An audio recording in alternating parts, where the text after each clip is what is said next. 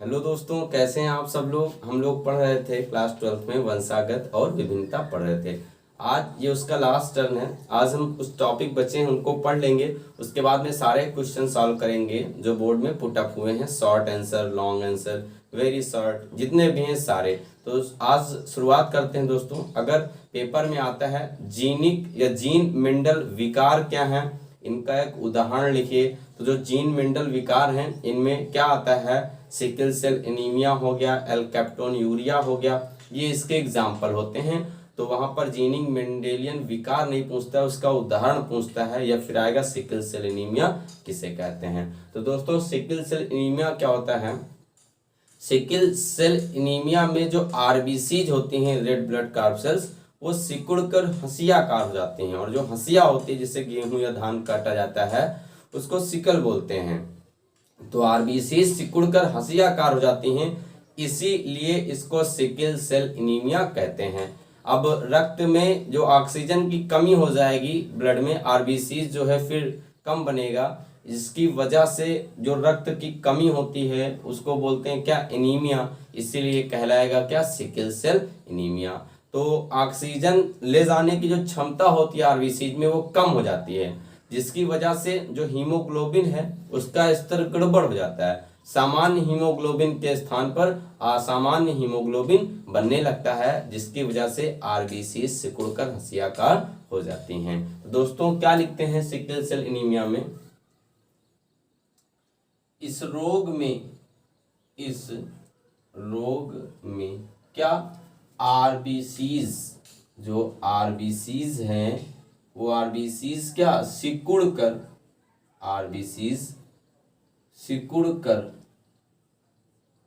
हंसियाकार हो जाती है। हंसिया यानी सिकिल, हंसियाकार हो जाती हैं। इसीलिए इस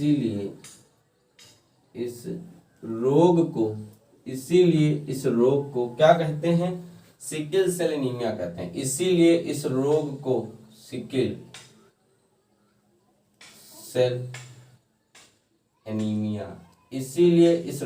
सिकल सेल एनीमिया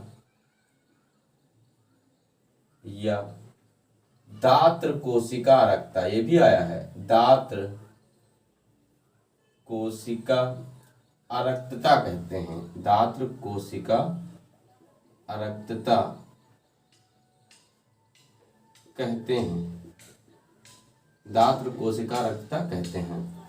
इस रोग में रक्त में ऑक्सीजन की, O2 की क्या हो जाती है, कमी हो जाती है। रक्त में ऑक्सीजन की कमी हो जाती है, जिससे सामान्य हीमोग्लोबिन के स्थान पर हीमोग्लोबिन के स्थान पर कैसा, असामान्य हीमोग्लोबिन बनने लगता है, जिससे क्या, आरबीसीज सिकुड़कर हंसियाकार हो जाती हैं,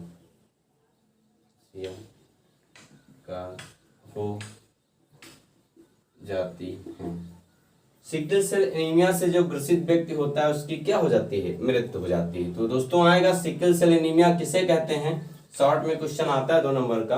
तो इस रोग में आरबीसी सिकुड़कर हंसियाकार हो जाती हैं, इसीलिए इस रोग को सिकल सेल एनीमिया या दात्र कोशिका अरक्तता कहते हैं।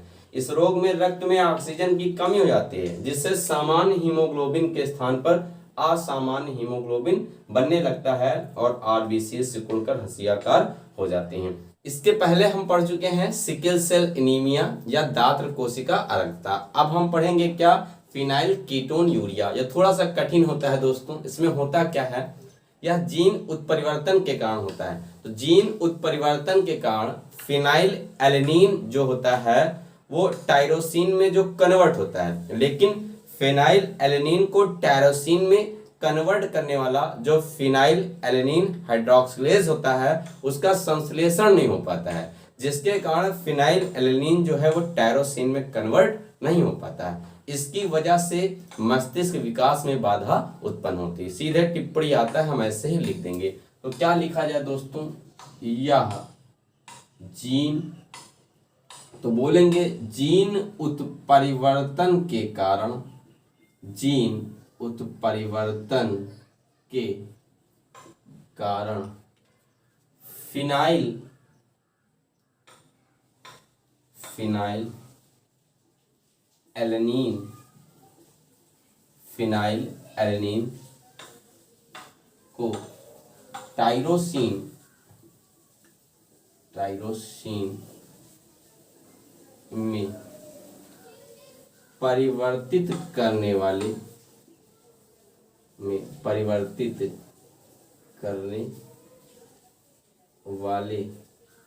तो जीन उत्परिवर्तन के कारण फिनाइल एलेनिन को टायरोसिन में परिवर्तित करने वाले फिनाइल एलेनिन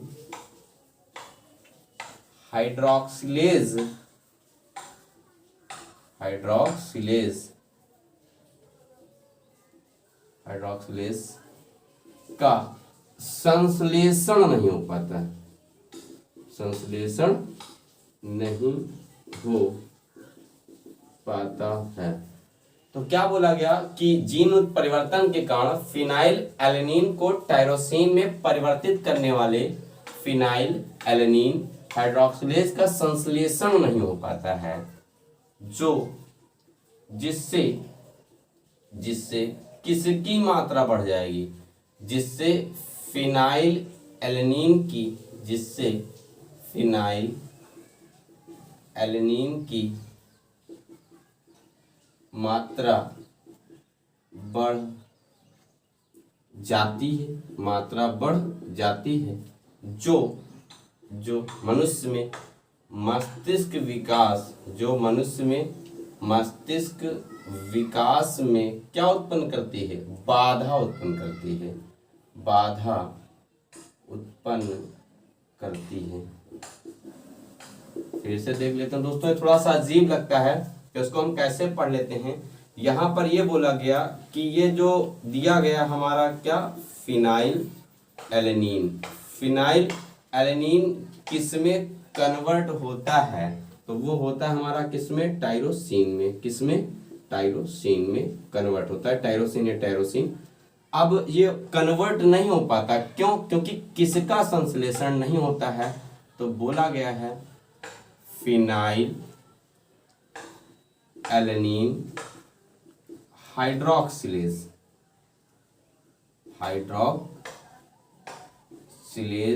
का क्या नहीं हो पाता है, संश्लेषण नहीं, संश्लेषण नहीं होता, जिसकी वजह से फिनाइल एलेनिन टायरोसिन में परिवर्तित नहीं होता है, और इसकी फिर जो मात्रा है वो कहाँ बढ़ जाएगी, शरीर में बढ़ जाती है, और ये मस्तिष्क संबंधी जो विकास होता है उसमें बाधा उत्पन्न कर देता है। ये हम पेपर में नहीं लिखेंगे, ये हमको याद करने के लिए है कि फिनाइल एलेनिन जो होता है ये टायरोसिन में कन्वर्ट होता है, लेकिन जो फिनाइल एलेनिन हाइड्रोक्सिलेज है इसकी उपस्थिति में होता है, इसका फॉर्मेशन नहीं हो पाता है, जिसकी वजह से यह इसमें कन्वर्ट नहीं हो पाता है, तब शरीर में इसकी मात्रा बढ़ जाती है और यह मस्तिष्क के विकास में बाधा उत्पन्न करती है। इसका स्क्रीनशॉट ले लीजिए। फिर हम आगे दोस्तों पढ़ेंगे, मनुष्य में लिंग निर्धारण पढ़ चुके हैं, अब पढ़ेंगे पंछियों में लिंग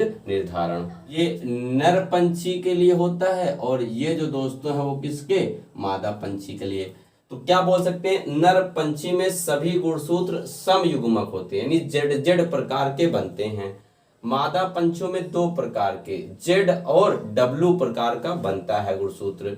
अब जब नर का जो जेड है वो मादा के जेड से बनता है, तो निषेचन के पश्चात नर बच्चे नर पंछी का निर्माण होता है। और अगर जेड जो नर का है वो मादा के डब्लू से मिलता है तो संतान में जो पंछी बनेगा चूजा वो क्या बनेगा, जेड डब्लू यानी मादा बनेगा। तो हम बोल सकते हैं दोस्तों, क्या लिख सकते हैं, पंछियों में नर पंछी क्या होते हैं, समयुग्मक होते हैं अर्थात इनमें सभी गुणसूत्र एक जैसे मतलब जेड प्रकार के बनते हैं, एक जैसे बनते हैं। जबकि मादा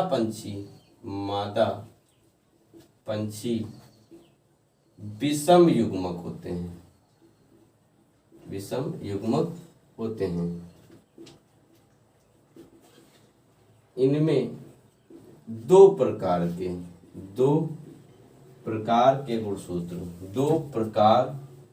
के गुणसूत्र यानी कैसे, जेड डब्लू बनते हैं।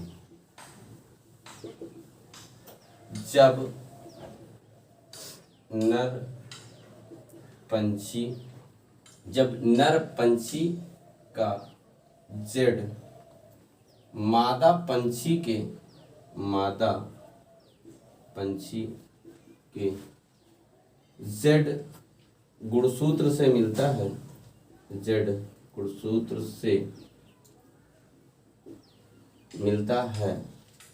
जब नर पंछी का जेड मादा पंछी के जेड गुणसूत्र से मिलता है तो नर पंछी का निर्माण होता है या नर पंछी का जन्म होता है। जब नर पंछी मिलता है तो निषेचन के पश्चात लिख दीजिएगा, तो निषेचन के पश्चात यहाँ पर लिख लीजिएगा, निषेचन के पश्चात नर पंछी का जन्म होता है, निर्माण होता है। जब नर पंछी का जेड गुणसूत्र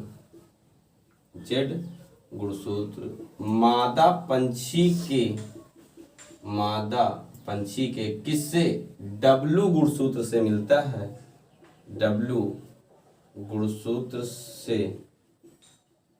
मिलता है, तो मादा पंछी का निर्माण होता है, मादा पंछी या बच्चे का निर्माण होता है या पंछी का जन्म होता है। अब दोस्तों हम लिख सकते हैं यहाँ पर, क्या लिख सकते हैं, ये जैसे लिख दिया गया नर पंछी और ये हो जाएगा क्या, मादा पंछी, ये हो गया मादा पंछी। अब नर पंछी को किससे, जेड से, मादा पंछी को जेड डब्लू से। इसका गायमीट बना लेते हैं, ये जेड और ये जेड हो जाएगा, ये क्या बन जाएगा दोस्तों यहाँ पर, जेड और ये डब्लू हो जाएगा। जेड का जब क्रॉस होगा जेड से तो क्या बन जाएगा, जेड और जेड। इस जेड का जब क्रॉस होगा डब्लू से तो क्या बन जाएगा, जेड और डब्लू। इस जेड का जब क्रॉस जेड से होगा तो जेड और जेड हो जाएगा, और इस जेड का जब क्रॉस डब्लू से होगा तो जेड और डब्लू बन जाएगा। तो क्या बोला गया कि यानी जो 50% संभावना है वो नर पंछी की है और 50% संभावना किसकी है, मादा पंछी की है। क्वेश्चन पूछ सकता है नर पंछी और मादा पंछी में जो संतानें होंगी वो कैसी बनेंगी, तो जेड और जेड डब्लू प्रकार की बनेंगी। फिर से देख लेते हैं दोस्तों, पंछियों में नर पंछी समयुग्मक होते हैं अर्थात इनमें सभी गुणसूत्र एक जैसे बनते हैं, जबकि मादा पंछी विषम युग्मक होते हैं, इनमें दो प्रकार के गुणसूत्र जेड और डब्लू बनते हैं। जब नर पंछी का जेड मादा पंछी के जेड गुणसूत्र से मिलता है तो निषेचन के पश्चात नर पंछी का जन्म होता है। जब नर पंछी का जेड गुणसूत्र मादा पंछी के जेड गुणसूत्र से मिलता है तो मादा पंछी का जन्म होता है, और ये इसका जो है चित्र दिखाया गया क्रॉस कराने के बाद। आगे हम दोस्तों पढ़ेंगे, क्या पढ़ेंगे, मधुमक्खी में लिंग निर्धारण। मधुमक्खी में लिंग निर्धारण यानी सेक्स डिटर्मिनेशन इन बीज।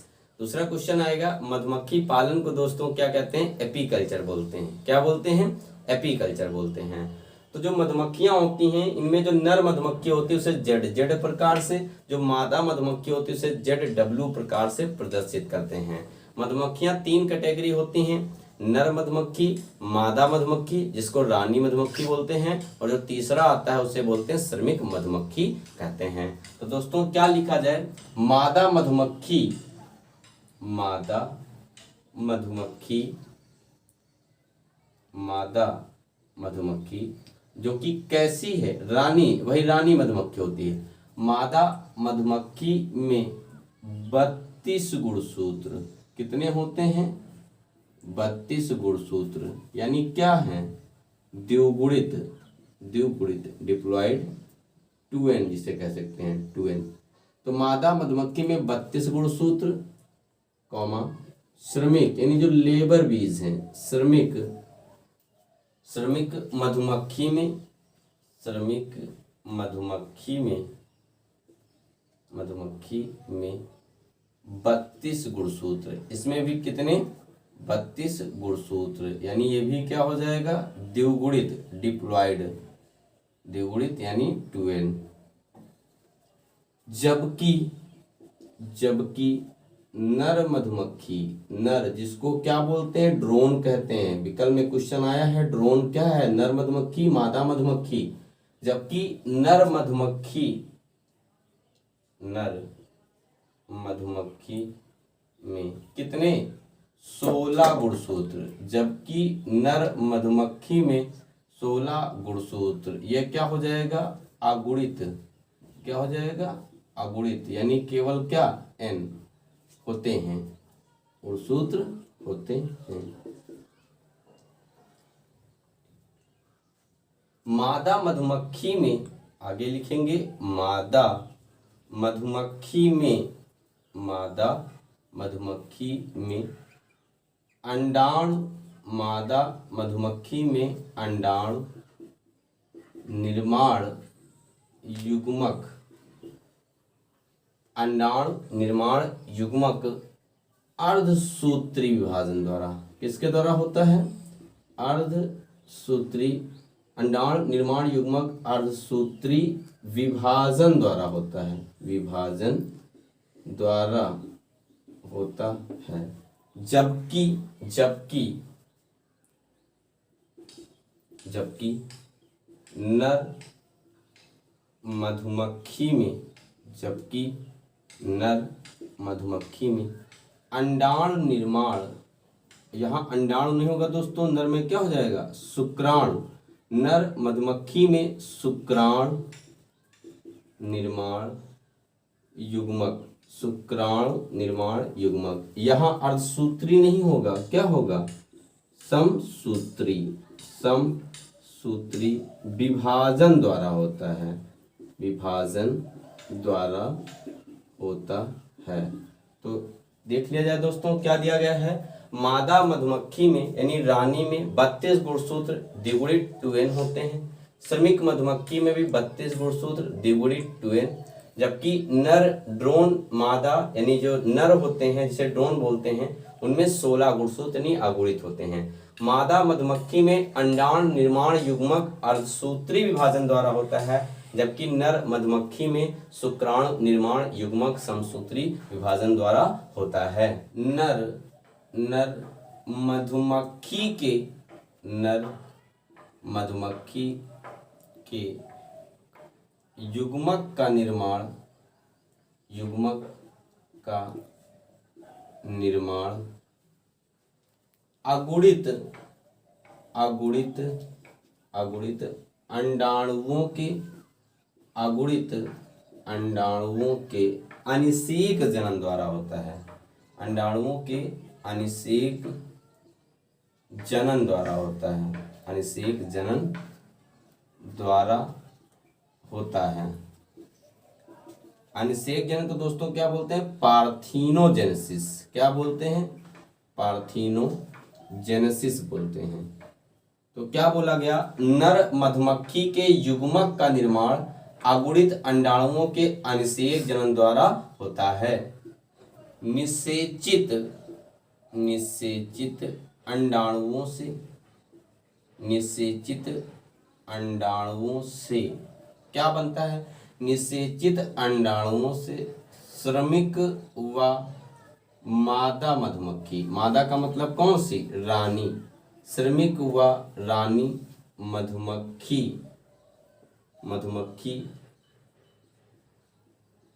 का निर्माण होता है, या बोल सकते हैं मधुमक्खी बनती है।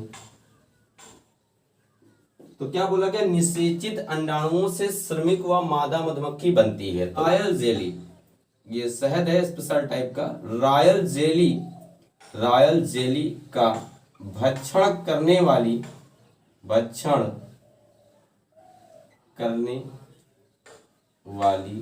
मधुमक्खी, रॉयल जेली का भक्षण करने वाली मधुमक्खी कैसी मधुमक्खी कहलाती है? रानी मधुमक्खी या मादा रानी मधुमक्खी कहलाती है। तथा इससे वंचित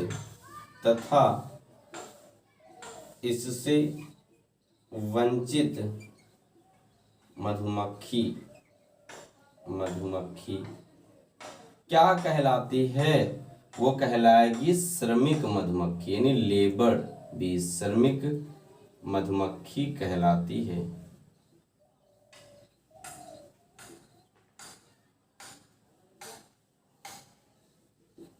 श्रमिक मधुमक्खी कहलाती है। तो यह क्यों होता है? तो अगर देखा जाए तो जो मधुमक्खी है मादा वाली वो द्विगुणित है, और जो नर वाला है वो क्या है? अगुणित है। तो क्या बोल सकते हैं? इसे ही क्या बोलते हैं? द्विगुणित अगुणित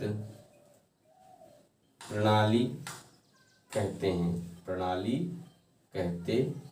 हैं। तो इसे ही द्विगुणित अगुणित प्रणाली कहते हैं। इसका दोस्तों हम अगर क्वेश्चन चाहें तो वो भी लगा सकते हैं। ये अगर देखा जाए तो ये कैसा हो जाएगा? ये हो जाएगा नर मधुमक्खी। क्या हो जाएगा? नर मधुमक्खी। और ये हो जाएगी मादा मधुमक्खी। तो नर के लिए क्या हो जाएगा? जेड, मादा के लिए जेड और डब्लू। गैमीट बना देंगे यहाँ पर जेड, और ये जेड हो जाएगा, ये जेड और डब्लू हो जाएगा। अब जेड का जेड से तो क्या बन जाएगा? जेड और जेड। इस जेड का किससे? डब्लू से, तो जेड और क्या? डब्लू हो जाएगा। इस जेड का जेड से तो जेड और जेड हो जाएगा, और इस जेड का डब्लू से तो जेड और डब्लू हो जाएगा। तो ये हो गया इसमें मधुमक्खियों में लिंग निर्धारण। फिर से समझ लेते हैं दोस्तों। तो जो मादा मधुमक्खी है जिसे रानी बोलते हैं, इसमें 32 गुणसूत्र पाए जाते हैं, यानी द्विगुणित होती है। जबकि जो श्रमिक मधुमक्खी होती है उसमें भी 32 गुणसूत्र होते हैं, यानी द्विगुणित होती है। नर मधुमक्खी जिसे ड्रोन कहते हैं अगुणित होती, केवल 16 गुणसूत्र पाए जाते हैं। मादा मधुमक्खी अंडाण निर्माण युग्मक जो है मादा मधुमक्खी में, वो अर्धसूत्री विभाजन द्वारा होता है। सब विकल्प के क्वेश्चन है किस विभाजन के द्वारा होगा, जबकि नर में किससे होगा शुक्राणु निर्माण? समसूत्री विभाजन द्वारा होता है। नर मधुमक्खी में युग्मक का निर्माण अगुणित अंडाणुओं के अनिषेक जनन द्वारा होता है, यानी फर्टिलाइजेशन या निषेचन नहीं होता है। जबकि निषेचित अंडाणुओं से जो फर्टिलाइज्ड एग हैं उनसे श्रमिक व मादा मधुमक्खी बनती हैं। रॉयल जेली का जो भक्षण करेगी वो रानी यानी मादा मधुमक्खी, जबकि जो शेष वंचित रह जाएंगी उनको श्रमिक मधुमक्खियां कहते हैं। इसे ही द्विगुणित अगुणित प्रणाली कहते हैं। मधुमक्खियों में लिंग निर्धारण को ही द्विगुणित अगुणित प्रणाली कहते हैं। जो निषेचन जब हो जाता है तो जो ड्रोन होता है उसको क्या करते हैं, मधुमक्खी जो रानी है वो ऑर्डर देती है, श्रमिक मधुमक्खियां उसे छत्ते से बाहर कर देती हैं, जिसकी वजह से उसकी मौत हो जाती है। इसका स्क्रीनशॉट ले लीजिएगा दोस्तों।